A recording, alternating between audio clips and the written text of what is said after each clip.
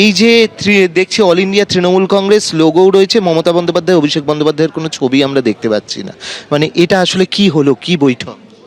এইটা তো মমতাদেরই শিক্ষা, দেশের মনীষীদের সম্মান করা, যাদের আত্মত্যাগের বিনিময়ে আমরা স্বাধীনতা পেয়েছি, যারা আমাদের বাঙালির গর্ব, গরিমা, অহংকার, তাদেরকে সামনে রাখা। এটা তো মমতাদিই শিখিয়েছেন। মমতাদির কোনো সভায় আপনি দেখবেন, যখন আগে আমরা ছাত্র রাজনীতি করতাম, ছাত্র পরিষদের সমস্ত সভায় একদম বিদ্যাসাগর থেকে শুরু করে নজরুল ইসলাম প্রত্যেককে আমরা সম্মাননা জানিয়ে শুরু করতাম। এটা মমতাদির শিক্ষা। কিন্তু আমরা তো এর আগে হোর্ডিং দেখেছি মমতা বন্দ্যোপাধ্যায়ের ছবি আর অনুপ্রেরণা।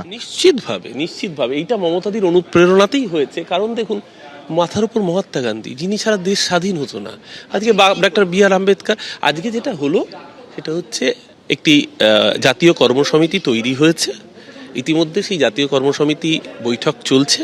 একটু পরেই সাংবাদিক সম্মেলন করে পূর্ণাঙ্গটা আপনাদের সামনে এখানে বিস্তারিতভাবে আমরা জানাবো। কিন্তু যেহেতু পুরো সিনেমাটা সামনে আসবে, তাই ট্রেলারে আগেই পুরো স্টোরিটা বলে দিলে তাহলে সিনেমাটার জন্য অপেক্ষা থাকবেন। একটু অপেক্ষা করুন।